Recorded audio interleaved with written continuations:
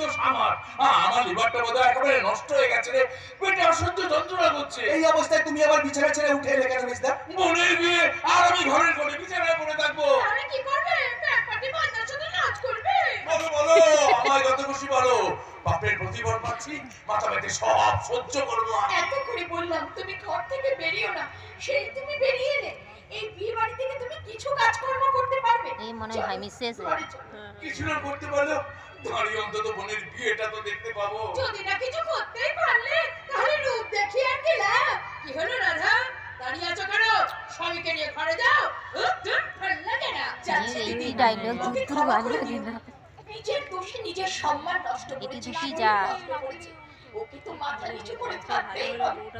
এবং এখনো তুমি দাঁড়িয়ে থাকবে? আজকে ওর শরীরটা বেশি খারাপ লাগছে মেজো বৌমা। শরীরের থেকে মনে বেশি কষ্ট পাচ্ছে, কারণ আজকে বিয়ে ওর মতো অসহায় কে আছে বলুন? তাই ওর হয়ে আমি সকলের কাছে ক্ষমা চেয়ে নিচ্ছি। বোনের বিয়েতে টাকা পয়সা দিতে তো পারলোই না, কোনো কাজ করে সহযোগিতা করার ক্ষমতা ওর নেই। তাই ওকে নিয়ে আমি ঘরে থাকছি। আপনারা বিয়েটা ভালোভাবে দিন, দেখবেন বিয়েটা যেন ভালোই ভালোই হয়ে যায়। ও মা গো, পেটে অসহ্য যন্ত্রণা। রাধা, আমায় একটু ধরো গো, আমার খুব কষ্ট হচ্ছে। চলো ঘরে চলো, আমি তোমার দাদাকে নিয়ে ঘরের দরজা বন্ধ করে থাকছি। আত্মীয় স্বজনকেও সিরিয়াল করে খোঁজ বলতো বলো বড় যে, মেজো ভাইটা কি জানি আমি আবার আলাদা কিছু বলতে হবে না, কিছু বলতে হবে না।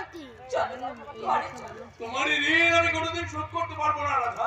অন্য কেউ হলে কবে স্বামীকে ছেড়ে চলে যেত। ও মা গো, সেই বংশ থেকে আমি আসি।